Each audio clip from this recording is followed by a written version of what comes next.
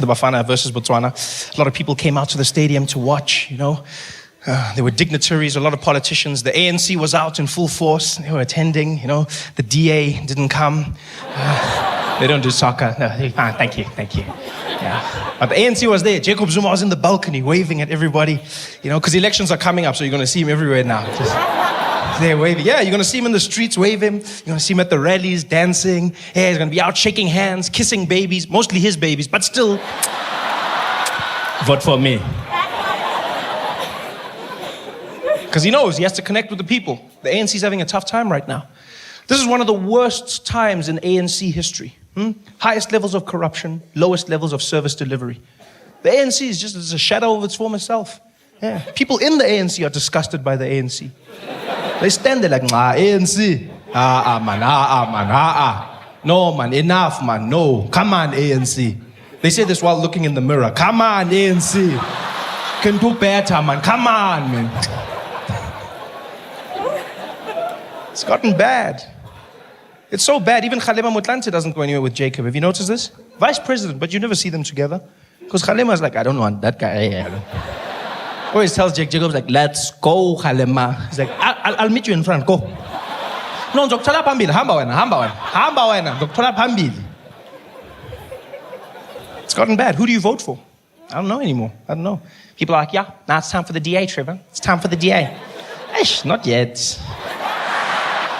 It's just, my problem with the DA is they don't offer solutions. They complain. That's what the DA is good at, Very good at complaining. They're always telling you, this is wrong, that's wrong. E-tolls, proudly brought to you by ANC. Proudly brought to you by ANC. That's wrong, that's wrong. You're like, yeah, that's wrong. What would you do to fix it? Well, we didn't think that far ahead. We just know it's wrong. So do we. Can't vote for you. Who do you vote for? There's new parties coming up. That's a gang, yes? Agang, yes. Mampele, Rampele. It's a fun name. Won't make me vote for you, though. Yes. Dr. Mampele. Used to date Steve Biko, so she knows about the struggle. She's intelligent, an elderly black woman. And she came out. She denounced the ANC. She said, the ANC is not what it used to be in this country. As black people, we need to stand up and realize that change is needed. Vote for Ahang, wait, and vote for change. And we're like, yeah, you go, girl. Well, then she made a big mistake. She challenged Jacob Zuma directly, head to head. But she used money as her platform. Big mistake. Never bring money up around Jacob, ever. No, because I don't know if you've noticed, our president never admits to money. There's always money around him, but it's never his.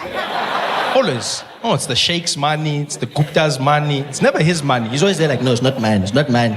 It's not mine, it's not mine. I don't know, it's not mine, it's not mine. Yeah. Building a house for 250 million rand. Jacob, where the hell is that money coming from? I have a bond for 800,000 with FNB. I got 800,000, 250 million. That's not my problem. My calculator said it's fine. Mampele tried to challenge him. She came out one day. She said, Jacob Zuma has not declared his income as our president. He does not tell Parliament how much money he has. We want to know how much he has and how much he gets from other people. I will lead by example.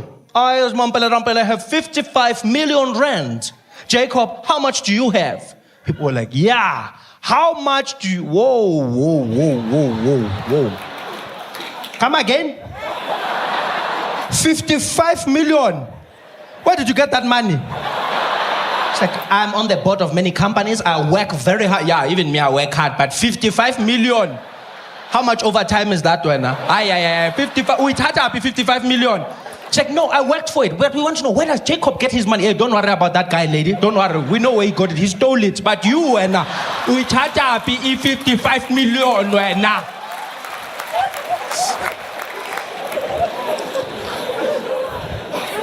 I don't know who to vote for anymore. Who do you vote for? Who out there? Julius? Economic freedom fighters. Those guys are so cute. Have you seen them with their little red hats? We are here for change. Vote for change. Economic freedom fighters. I'll never vote for Julius, ever. He's fun, but I won't vote for him. No, for one main reason. He's a flip-flopper. I don't like people that do that. They just change.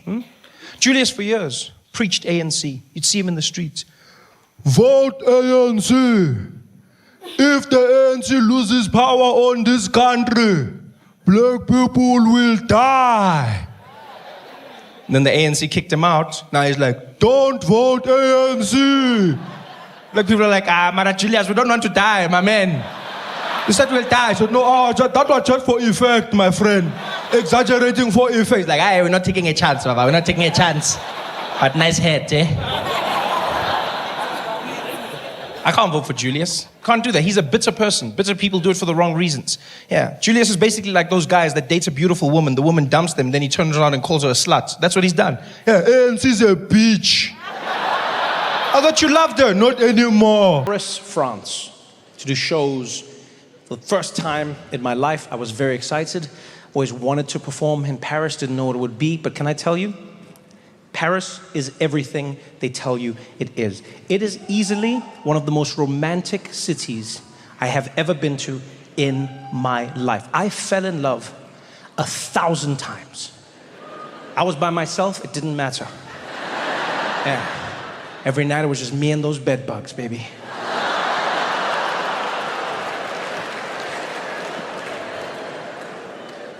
I really enjoyed Paris because I got to meet Parisians in person.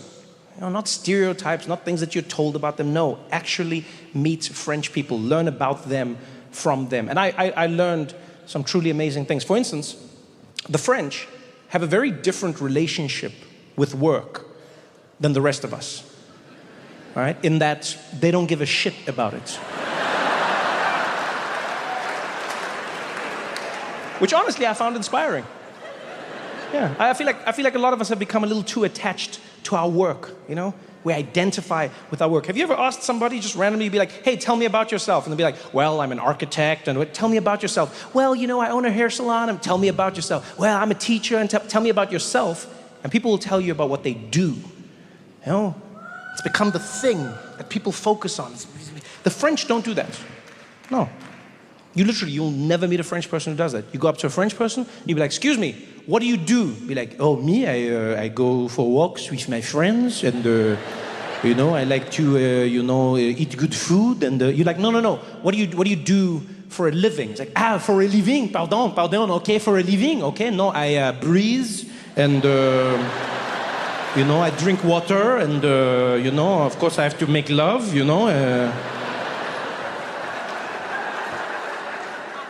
It's just a different way to be, man. Not being so attached to your work. It was lovely. I learned this because when I flew to Paris, my luggage was lost, right? Yeah, landed in the airport and bags were gone, didn't arrive. I discovered this obviously at the carousel, which is one of those shitty things that airlines do to you. Right? They know your bags are not coming. Yeah, they know where your bag is every single moment. But they don't tell you. They let you stand there like an idiot with hope in your heart. They could literally come to your seat before you take off and just be like, it's not coming. Spoiler alert. But they don't. They let you take off with all that joy like an idiot. Whee! I landed in Paris. I thought it was the beginning of a great trip. I was skipping around. I had my full luggage swag. And I was like, I'm going to get my bags, go into Paris, start exploring. Got to the carousel. I was like, full luggage swag. That's right. Let me get my luggage, everybody. I was like, excuse me. Make some space, please. I would also like to lean over the carousel. It makes the bags come quicker. Come on, lucky bag. I had full luggage swag. Bags started coming out. I was standing there judging them. Who still uses Samsonite? Where's my bag? Bags going around. And then new bags stopped coming out. I started worrying. And then at some point there were fewer and fewer bags. And I was like, oh, my bag's not coming. And I realized my bag hadn't arrived. It was terrible. I had the same feeling The same feeling I had as a child when my mom would forget me at school. The exact same feeling. I was just standing at the carousel. I felt like I was that kid, 10 years old again, just like, no, Mr. Wilkinson, it's fine. You can go. My mom's gonna come. Don't worry, you can go home. She's coming. She wouldn't forget me. No, she's probably dead somewhere right now. She's probably in a ditch, lying dead. She forgot me. She'd forget me occasionally. And then I'd have to walk home. It was like an hour walk. And I'd get home. And she'd always have the same reaction when I walked into the house. Because my mom worked from home. And so she'd have like a little computer where she'd be typing away. And I'd walk into the house and I'd close the door, be like, always the same reaction. She'd be like, no, baby, no. Oh, what time is it? And I'd be like, it's too late.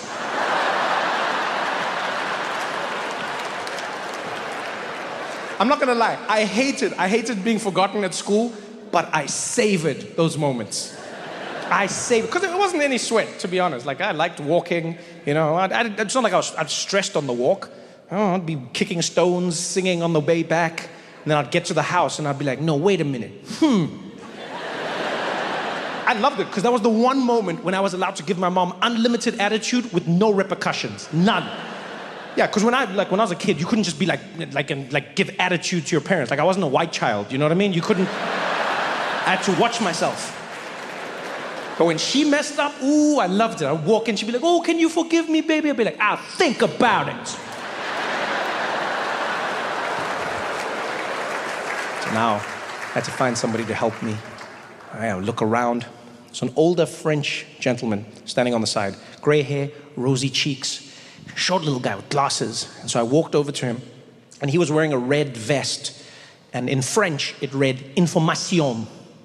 And then underneath in English said, information. I was like, phew.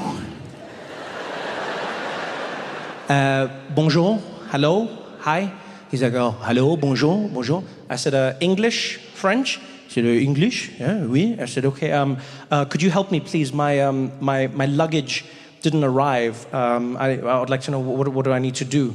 He's like, oh, the luggage didn't come. If you go fine for that one, maybe you can put you, because different flight airline can be put on different ones. So you have to try to maybe go different.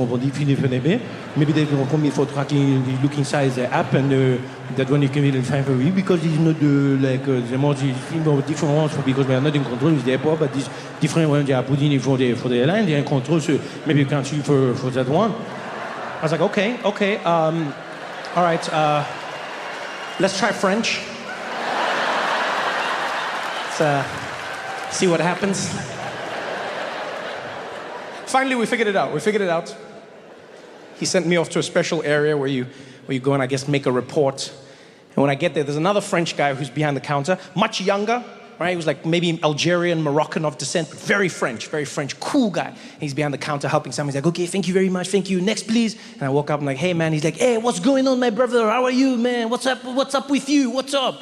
I was like, I need your help, please. My luggage, it didn't come. It's lost. He's like, oh, no, dude, your luggage didn't come. Oh, man. Did you look for it? So what? Yeah, that's the first thing I did. What, you think I'm just here for company? Of course that's... Well, he's like, oh, no, just checking. Okay, so the bag is gone. It's totally... I'm like, yeah, it's gone. He's like, oh, man, that sucks, man. I'm so sorry for you, man. That's terrible. Yeah, so what do you want to do now? So what do I want to do? I said, well, I would like you to do something, like to... Can we like make a report or something? He's like, okay, yeah. You want to make some paperwork or something? It's for your insurance, so they can pay you for it. I said, no, it's so that you can find it and bring it to me. He's like, oh no, don't worry, man, don't worry. We are not going to find it. No, man.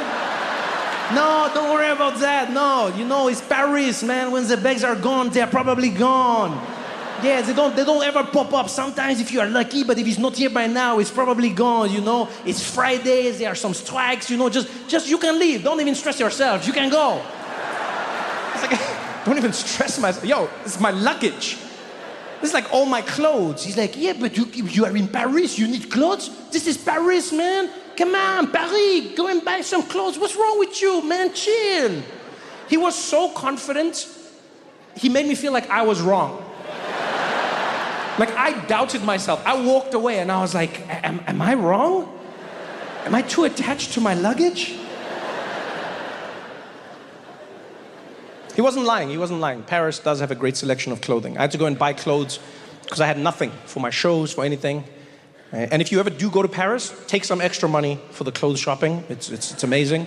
And try and also pack an extra pair of self-esteem. Yeah, you'll need it when you shop with the French, because they're not your friends. Yeah, I've never been to a country where you are truly on your own when you're shopping. Like you walk into a store, nobody helps you, nothing. You don't know who works there, you don't know who's doing anything. Literally, it's like undercover employee. You just walking around. It's like 20 minutes, nobody helped me. And then finally I started picking my own clothes. And then I heard like an annoyed voice behind me. It was like, can I help you? I was like, hi, yes, I need to get a few clothes, please. My luggage was lost. And then Detroit, I got roasted more than I've ever been roasted in my life. Ever. I got roasted. Everything I chose came with a scathing review. I was like, yeah, could I please get this in a medium? It's like, medium? No, you mean large or extra large? No? Yeah, no, this one is the medium for your body. I don't think so, no? I was like, I'm sorry, what? He's like, no, yeah, I think you are large, extra. I can bring that one for you, okay? Medium is too much for the shirt, okay? I'm like, what? Yo, everything. There's a point where there's a jacket I wanted to buy. I was like, yeah, could I get this? He's like, oh no, this one for your skin tone is not great. No, you have to think about what is complementary for the colors inside the fabric and also inside your face, okay? This one is not the best. I was like, yo, I already own something like this. He said, and you are wearing it? Well, not anymore. He's like, no, you can wear it if you want. No, c'est tranquille, go ahead. I was like, no, you threaten me now. They you know what, it's just different. A friend said to me, was like, dude, the French are assholes, right? I was like, no, I don't think that they're assholes. I think they're just very honest, right? And a lot of the time, it's hard to tell the difference between the two. Because one day I was speaking to a French woman and I worked up the courage to ask her. I said, hey, why are the French like this? And she said, what do you mean? I said, like when you're in like a store, they seem very mean. She's like, oh no, they are not being mean, they are just being themselves, no? Maybe because you are used to coming in a country where people are, they are so afraid that you are not going to tip them, that, they are all on top of you. Can I help you? Can I help you? But in France, we are making sure that everybody is getting like a good salary, a good wage. So we are not, so stressed about that. Huh? In America, it's like, oh, the customer is king. But in France, you know what we do to kings. So, it's not the same here.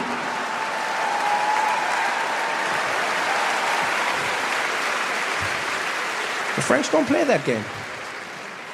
We don't celebrate our heroes enough in this country. So many of our heroes, we chastise them. We bring them down. It's jealousy, it's hatred. Umona. Heroes that we don't acknowledge. Greats. After Nelson Mandela, we always go, nobody else can live up to that. Yeah, but there's small levels of greatness. You don't even have to look far. For instance, our great sign language interpreter. Tamsang, Yankees. The man who made it all happen. Huh? He was there at Nelson Mandela's memorial service. A service that the whole world was watching. And because of that, the service was translated to everyone all over the world. Translated into all languages, including sign language. And so Yankees was there translating for those who didn't understand. Unfortunately, he also didn't understand sign language. Which is a small problem. A problem that he didn't let stop him, people. Where others see obstacles, he saw an opportunity. People go, he's a con man. He's a bloody, how could he do something so deceitful? Yeah, you gotta go, how could he do something so deceitful? That man Yankees showed something so powerful. He's a role model to the children. Because he showed that you shouldn't listen to what people say you can or cannot do. If you believe in yourself and you work hard enough, anything is possible. People told him his whole life, they're like, Yankees, you can't do sign language. He was like, we'll see about that. Bitches. And he did it. He did sign language for the most powerful people in the world. Every single one of them, Yankees, was on that stage doing it and doing it well. Nobody even suspected him. Nobody. People were just like, he's doing his thing. People ask questions, where did he come from? Did he sneak? He didn't sneak in. He'd been the official sign language interpreter for the government for the last 5 years. Yeah, official for the last 5 years. And apparently before this, people have complained, but obviously the complaints fell on deaf ears, so nothing was done about it. And so he just carried on. And now he was here, the biggest event of his life, signing for the world. Signing, just making it up in the zone. Nobody suspected. I suspected though. I did. No, I did. Let me tell you why. No. Let me tell you why. Not because I know sign language, but because I know my president. And if there's one thing that's specific, is when Jacob Zuma reads a speech, right? Jacob Zuma reads a speech. He's a very deliberate man. He's very calm, very measured. Takes his time. The rhythm is the most important thing. And Yankees didn't match his rhythm. I knew there was something wrong. You remember this. Zuma was there reading Mandela's Wikipedia page, right? And while he was reading, Yankees was doing totally different, like the rhythm was wrong. Zuma was there like, and thereafter, Nelson Mandela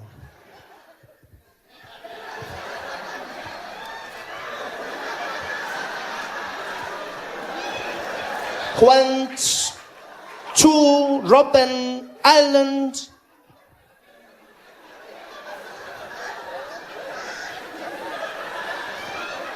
for his imprisonment.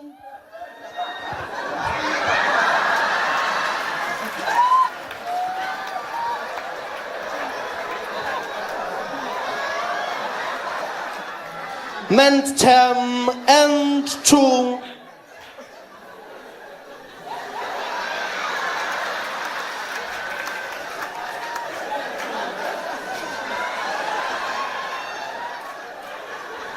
fight for the rhythm didn't match, right? Zuma was on page 1, that guy was on like page 17 or something. It didn't match up at all. It's almost like Zuma was translating sign language for us. That's how slow it looked. Sorry, I haven't practiced, guys. It didn't match up. None of it. But Yankees did it. He stayed there in the face of adversity and he fought. Yeah. He did sign language for everyone. We've got to ask ourselves questions as well as South Africans. We don't ask enough questions. For instance, did nobody think to ask him how he could speak every single language in the world? Every leader came from countries everywhere. They spoke in their language. Yankees translated for everyone.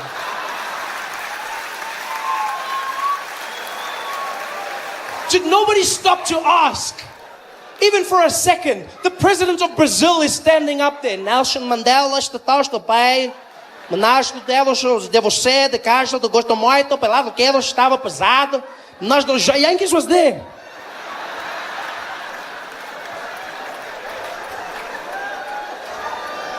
Did no one say, hey Yankees, you can speak Portuguese?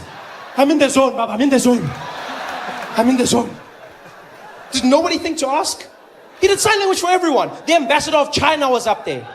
가도시, 전도이 넬슨 만델라. 다도 입시fu, 다도 신주의 공고로 바도시. Yankees was there on the side.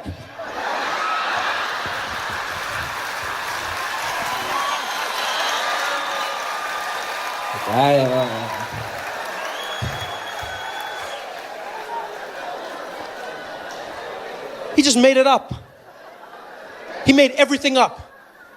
And he did a great job at it. He did a great job.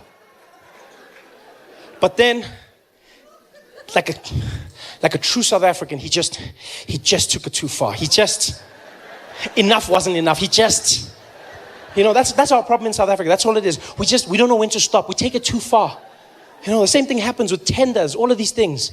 Guys are stealing houses and everything. I go, guys, I understand you want to steal. I understand that. I understand. But if you get a tender to build 10 houses, steal one, build 9. At least 9 people have houses. Don't steal all the houses. Somebody's going to notice. And then you can't steal more houses. But no, we want it all in South Africa. We take it one step too far. That's what Yankees did. He had done it for everyone. He'd done a great job. The best fake sign language the world had ever seen. He had gotten away with it too, until Barack Obama came up to speak. This was a speech that was going to be performed by the most powerful man in the free world. 90 million people watching that speech. This, my friends, is the point where you pack up your little bag of tricks and you call it a day. Not Yankees. If I was Yankees, that's where I would have called it quits. I say, hey, Yankees, next one. Who is it? Barack Obama. The whole world is watching this one. I know. Sorry, guys. Sorry. Hey, my fingers are cramping. I've lost my voice. Sorry. Oh, no, not Yankees. They're like, Barack. He's like, I'm there. And he was doing sign language for Barack Obama. And they found out that while he was doing the sign language, he kept on using the same signs over and over again, right? The few real signs that he actually knew. And apparently all he knew was 4 things that he kept on doing repeatedly. And those things, they asked afterwards, real sign language interpreters, they found that he was doing this, right? Which means greetings, yeah? Greetings, he kept on doing that. Another one he loved doing was circle, yeah? Circle. One of his favorites was smoking, yeah? And every now and again he'd go, get a little blah, blah. That's all he did, over and over again. Can you imagine that? Nelson Mandela's memorial, Barack Obama pouring his heart out. There he is, Barack Hussein Obama. And Yankees.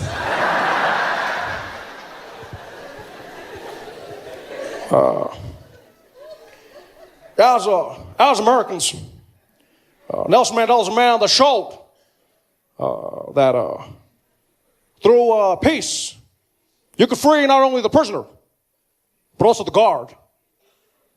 Nelson Mandela's a man, he's beyond a man, he's a legacy. A legacy I could never aspire to be, but we can all look towards. And for me, Nelson Mandela showed that sometimes in life, you gotta go the hard way. You gotta say the things that matter. And always remember to do what counts. I could never be Nelson Mandela. Can you imagine how horrible it must have been for every single deaf person watching that speech? Imagine what it must have been like as a deaf person watching that at home, sitting there. That must have been the craziest thing they've ever seen in their lives. Deaf people just watching going, hello? Hello? What? Why is he talking about smoking? Why is he talking about smoking? Talk about Nelson Mandela. I'm talking about, talk about Nelson Mandela. What's wrong? Why is he talking about, what? Hello? Why did he? This is the worst speech ever. There's something wrong with this guy. Barack has a smoking problem. What the hell? Talk about Mandela. This guy, what's wrong with him? This is the worst speech. I can't listen anymore. This is horrible. This is horrible. Tell me when it's finished. I can't do this, man.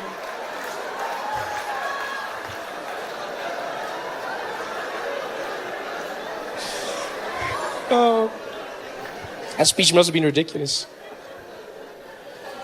By the way, that's only the second time I've ever told a joke about deaf people, ever. Only the second time. I told one joke when I was starting out in comedy and then I stopped because I believed you shouldn't make jokes about disabled people. It's the wrong thing to do. It's wrong, you know. And I never did it again until one day my life changed. I got asked to do a show in Sun City. I was asked to do a show. Sasol was organizing a going away party for the South African Paralympic team when they were going out to London. And so they invited me. They said, Trevor, we'd like you to come and do a show to perform for Ama Kroko Kroko. We'd like... Oh, you forgot. You forgot that that's the name we gave our Paralympic team. Not a nickname. That was our official name. We had Ama Pogo Pogo, Bafana Bafana, and Ama Kroko Kroko. We called our Paralympic athletes Ama Kroko Kroko, which means the broken things. A bunch of crocs. That is the worst thing you can call a disabled person ever. Ama Kroko Kroko.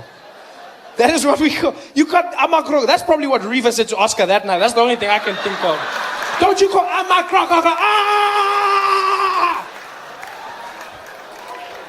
Ama. So anyway, I was doing a show for Ama Kroko Kroko, right? And because I'm there, I did no jokes about disabled people or anything that could be seen as offensive. I did nothing like that. And after the show, I was meeting some of the guys. Everything went well. And one of the athletes came up to me, and I'll never forget this till the day I die. He came up to me, and he was partially deaf. And he introduced himself, and he was a fan, a great fan. And he was like, hey, Trevor, hey, man, how are you? I said, hey, how you doing, buddy? How are you? Good to meet you. Good. He said, yeah, man, great to meet you. Great to meet you. I'm a big fan. I said, oh, thank you. Thank you very much. Thank you. He said, yeah, dude, like, I love your stuff. You know what? You should have subtitles because, you know, sometimes I don't get it because I'm partially deaf. I was like, oh, I didn't even notice. Yeah, it's cool. Yeah, I didn't even know. I just thought you had an accent. That's cool, man. That's nice to meet you. He said, yeah, that's cool, man. I didn't have a question if you don't mind. I said, yeah, go ahead. He said, how come you never tell jokes about deaf people? So I'm sorry, what? I don't tell jokes about deaf people. He said, yeah, how come you never tell jokes about deaf people? I said, what do you mean? He said, well, you tell jokes about everyone. Short people, black, white, everyone. But I've never heard you tell a joke about deaf people. Why?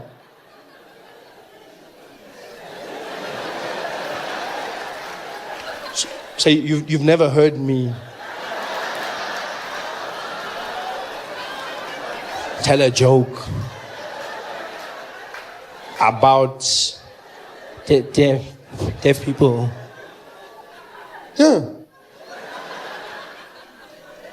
No, man, not like that, you stupid.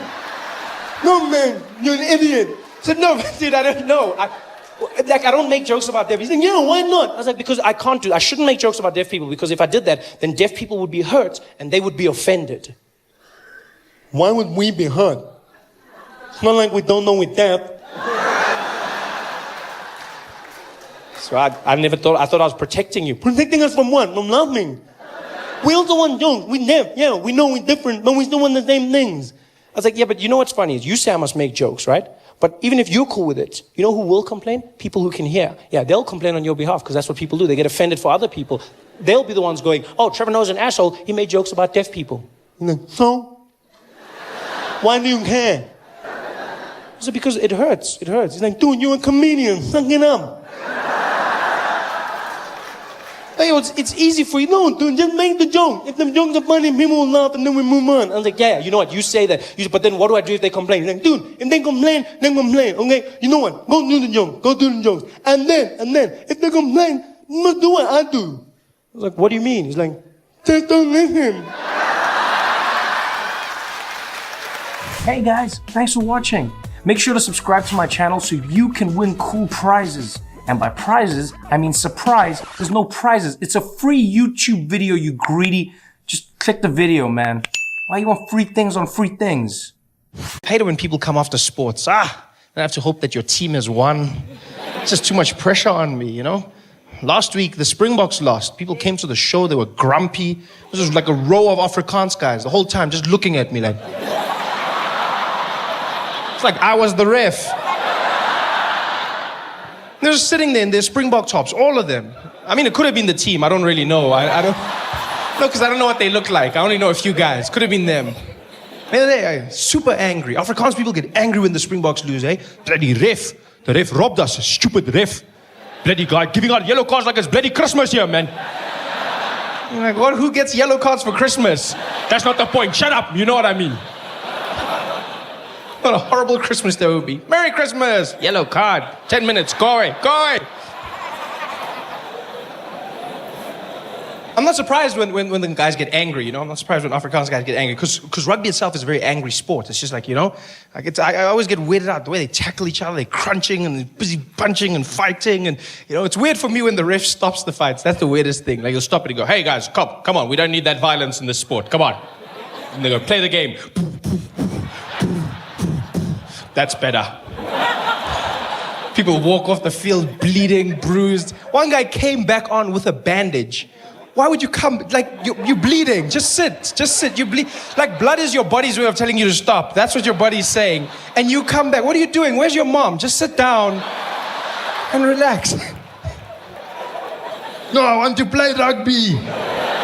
You're not playing rugby. You're suffering rugby. That's what they should say. I suffer rugby every Saturday. It's such a rough sport. And then you get these ministers that are like, we demand a quota system.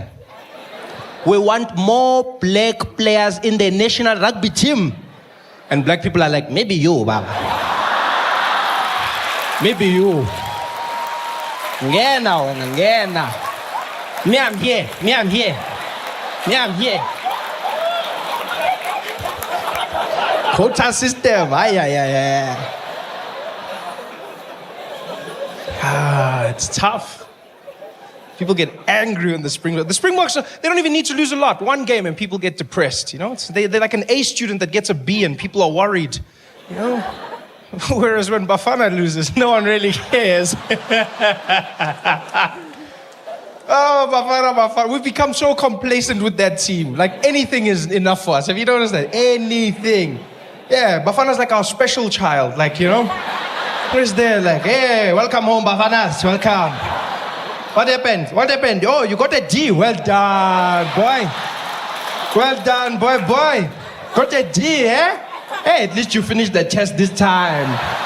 Well done, Bafanas.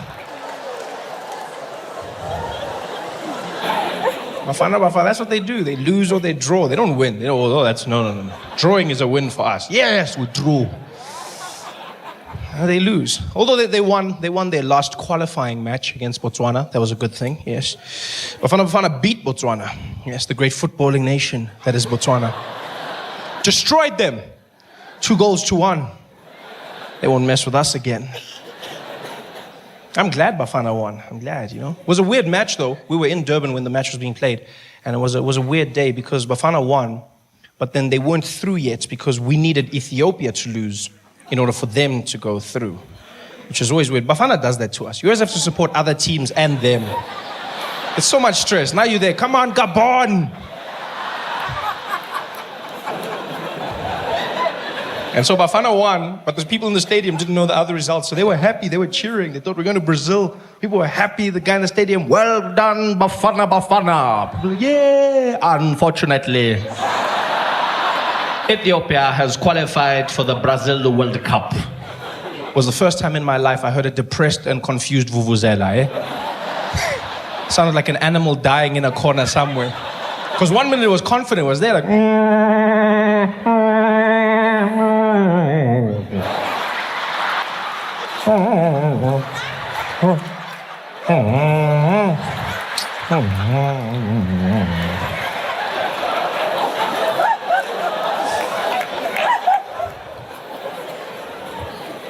But it's good. It's good that they won, you know? They needed to win. The only reason I want Bafana to win is because whenever Bafana loses, xenophobia goes up in South Africa. Yeah, this is a trend I've noticed. I've started seeing this. It even happens at the matches. Zambia played against Bafana, beat them, and then when the Zambian team was leaving the stadium, the Bafana fans started throwing stones at the Zambian bus. Yeah, throwing stones, thousands of fans. Could have hurt the people badly. I don't know why they weren't throwing at Bafana, because they didn't win. But they were throwing at the Zambians. Could have hurt them. Nobody was hurt though, luckily. Yeah, because it was Bafana fans, so the stones were just like...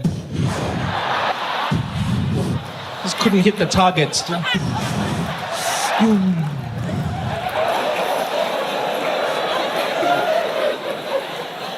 Xenophobia always goes up. Yeah. It's gotten so bad that foreigners have started supporting Bafana now. You go to the matches and you'll see giant guys in skinny Bafana shirts shouting, Jabalada! Jabala, can I go pass that ball for him? Pass that ball for that man. That's Nigeria can take that ball. You can now shoot that one. Why don't shoot for that man? Why don't shoot for him? You're like, yo, man, you're Nigerian. Support Nigeria. He's like, I support my life, huh? Don't worry about me, I support my life. And I can store that thing for you, Kuna.